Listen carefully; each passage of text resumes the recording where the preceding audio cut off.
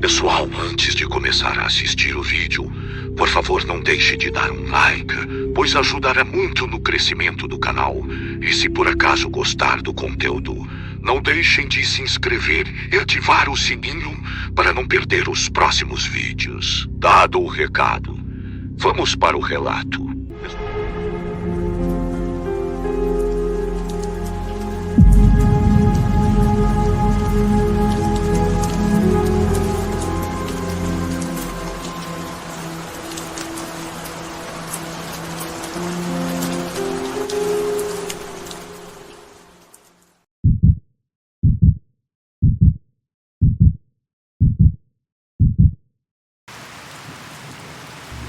A Sexta-feira Santa é de penitências, rezas e vigílias, e durante a semana, os fiéis se envolvem com os mistérios sagrados dessa data, mas também é um lugar para outros mistérios menos religiosos e mais assustadores. Esse é o período de surgimento em grande número daquilo que os moradores do interior chamam de bichos. Mas nós não estamos falando de animais, e sim de seres da quaresma, mula sem cabeça, lobisomens e almas penadas, que ficam bastante atiçados, pois sabem que o período de quaresma está chegando ao fim e logo terão que retornar para o lugar de onde vieram. Boa noite, o meu nome é Cláudia e eu contarei para você desavisado o que a quaresma pode nos reservar nessa data de quaresma ou Semana Santa. Quando eu era mais nova, a minha época era bem diferente de hoje em dia. A Semana Santa realmente era algo muito respeitado. Evitávamos brigar ou discutir, e se um palavrão acabasse saindo por descuido, se fazia o sinal da cruz e em seguida pedia perdão bem baixinho. Eram outros tempos. Um caso que ficou muito famoso onde eu morava, porém eu não tenho muitos detalhes sobre seu ocorrido, pois as conversas foram de boca em boca e ninguém sabe se realmente é verdade ou não, mas posso garantir que na época todo mundo ficou apavorado. E foi o seguinte: a época de quaresma por si só já nos deixava com muito medo. Diziam que era uma época em que as assombrações e bichos saíam para assustar os vivos, e lá em casa, apesar de ninguém nunca ter visto, todo mundo acreditava. Primeiro eu irei contar o caso de um padre. Bom, havia um padre conhecido de todos. Ele rezava as missas na capelinha já há alguns anos, até que um certo dia, o mesmo acabou falecendo. Passaram-se algumas semanas, até que a próxima Sexta-feira Santa chegou e um vizinho, no meio da noite, começou a gritar apavorado. Escutamos o barulho dos tiros da espingarda e todos saíram para acudir o homem. Ele estava de pé e com os olhos arregalados, e demorou um tempo para ele contar o que realmente havia acontecido de fato. Ele havia acordado no meio da noite com barulhos no telhado. A sua família ficou com muito medo, pois as casas eram todas feitas somente com telhas de barro e não havia laje, e assim era muito estranho alguém que conseguisse subir ali em cima. Seja por qualquer motivo, ele pegou a sua espingarda e saiu para fora já temendo por alguma assombração ou algo de outro mundo. Enquanto isso, a mulher e os filhos rezavam, o que não foi surpresa para ele, quando no quintal ele deu de cara com um lobisomem sobre duas patas, tal qual uma pessoa comum anda. O estranho da história dele é que, segundo ele, o lobisomem carregava um colar com crucifixo, igual ao que o padre usava.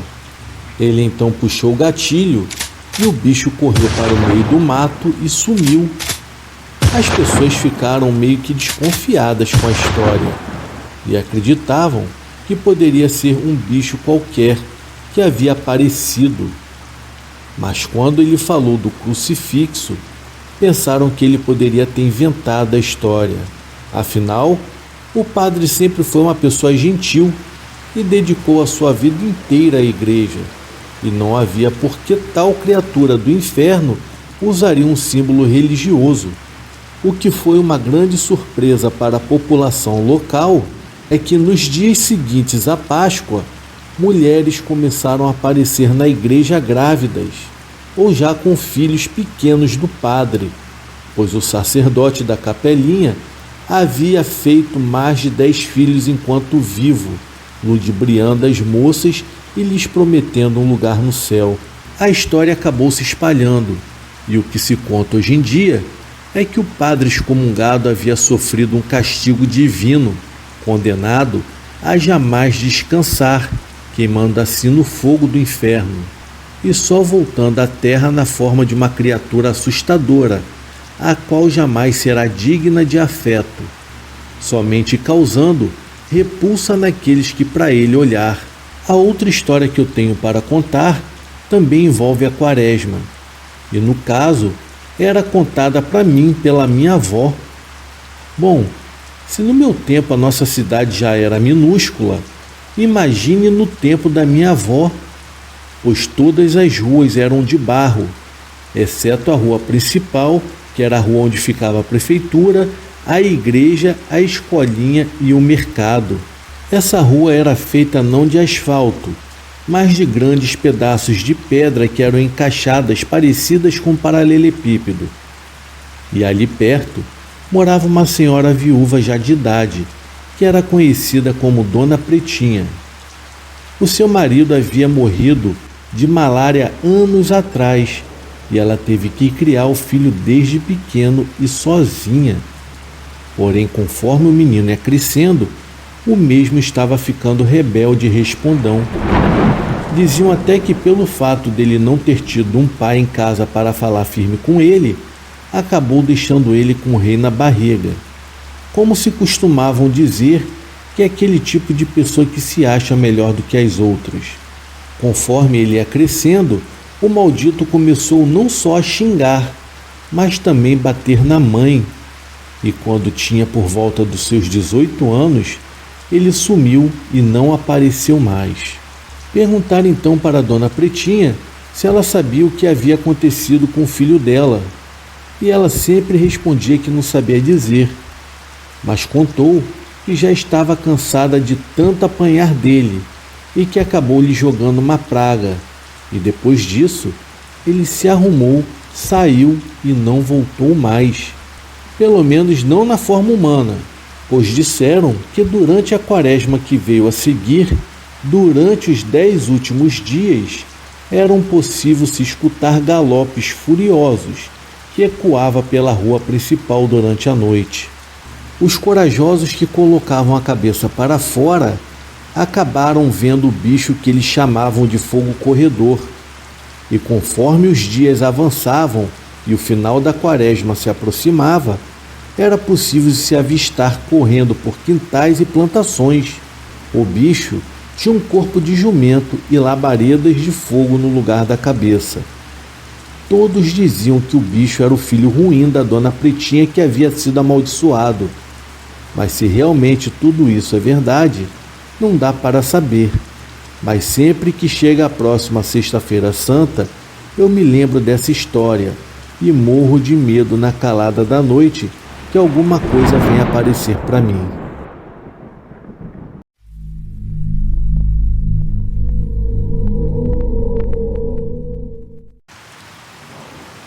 Boa noite a todos. O meu nome é Inácio. Eu tenho 87 anos de idade. Essa história que eu irei contar aconteceu comigo há pelo menos 60 anos atrás. Você já ouviu falar na Sexta-feira Santa? Bom, para muitos é somente um feriado, porém para os católicos é algo sagrado e de muito respeito. Na Sexta-feira Santa se recorda a paixão de Jesus Cristo por todos nós, todo o seu sacrifício na cruz e todo o seu sofrimento. Porém, é o dia mais pesado na Igreja Católica e devemos nos resguardar. Não trabalhamos, não comemos carne, apenas ficamos em completa oração. Na Sexta-feira Santa não se trabalha de jeito nenhum. É o que eu escutava dos meus avós e dos meus pais, e nós sempre respeitávamos isso. Deus era a base de tudo em minha vida. Mas todos nós temos uma recaída em algum momento. Eu só não imaginava que algo sobrenatural e horripilante aconteceria no momento da minha recaída. Com 26 anos de idade eu me casei e logo tivemos um filho chamado Diogo. Ele foi uma bênção em nossas vidas. Porém, algo terrível estava para acontecer. Nós morávamos na roça e tinha uma igrejinha católica no pé do morro que frequentávamos todos os domingos. Chegando na Semana Santa, tinha missa todos os dias na igreja e logo na segunda-feira já fomos para a igreja.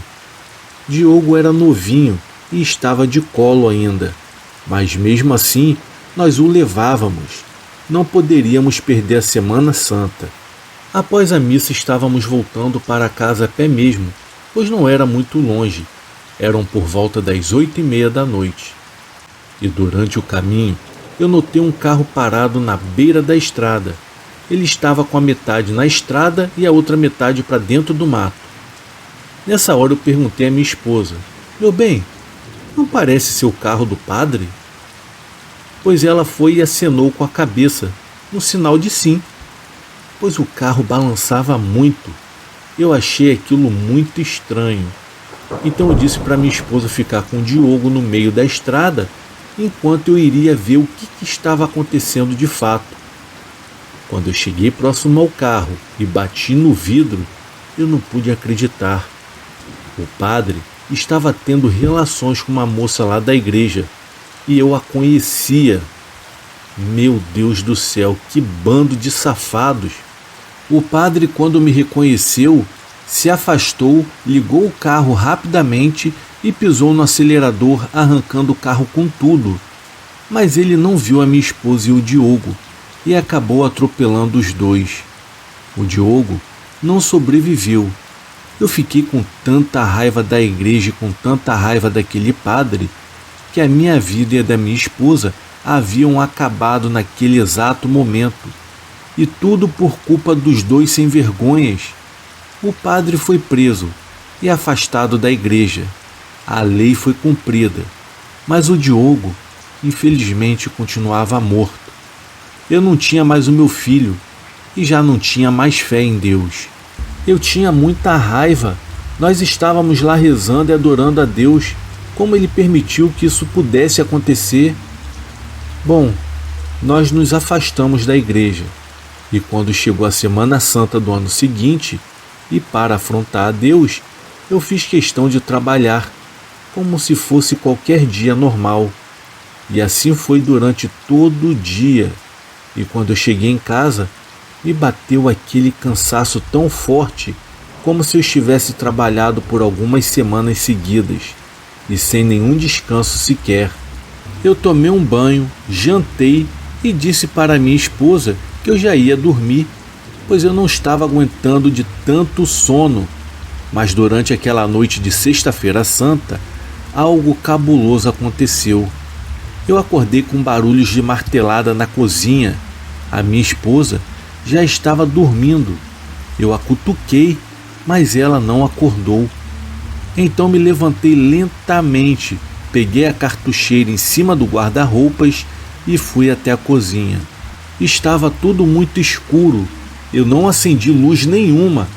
A lua estava cheia e a sua luz silenciosa iluminava o ambiente através da janela. Havia uma cruz de madeira lá no quintal, de mais ou menos uns 3 metros de altura. Havia um homem todo ensanguentado, com uma coroa de espinhos na cabeça. E o mesmo estava sem suas roupas. Ele estava com uma veste branca que cobriam suas partes íntimas, como se fosse uma fralda. Ele estava terminando de pregar a cruz. Naquele momento, o meu coração disparou. Ele respirava muito alto, parecia estar com muita raiva. Notando a minha presença, ele se virou para mim.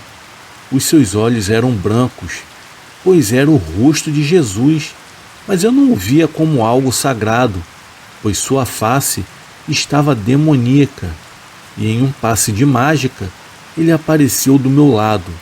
Então ele pegou no meu pulso e me ergueu com a força sobrenatural e me arrastou até a cruz para o lado de fora. A sua risada era diabólica.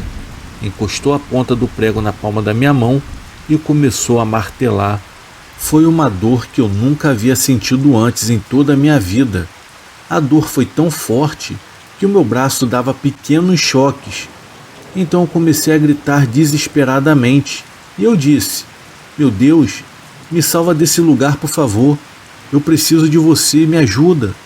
Foi então que nesse momento que a cozinha foi tomada por um clarão. Em seguida eu escutei o choro do meu filho Diogo, que estava ecoando pelos cômodos. E de repente eu acordei na cama com a minha esposa, que a mesma se assustou, acordando também desesperada com tudo o que havia ocorrido.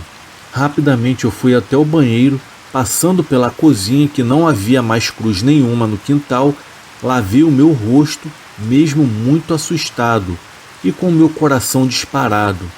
Contei tudo o que eu havia presenciado para minha esposa. Foi tudo muito real. Aquela noite serviu como um aviso para que eu respeitasse a Sexta-feira Santa, pois eu havia afrontado a Deus. E hoje tudo faz sentido. Aquela criatura que eu havia visto não era Jesus, e sim um demônio que usou o meu afrontamento para me destruir. E quando eu gritei pela ajuda de Deus, Ele veio em meu socorro, e eu pude até escutar o choro do meu filho Diogo.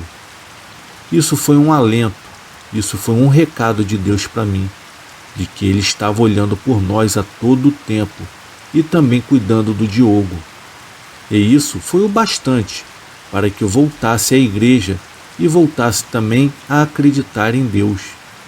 Hoje eu tenho 87 anos de idade e a marca que Ele deixou em minha mente foi uma lembrança terrível da pior experiência que eu tive em toda a minha vida.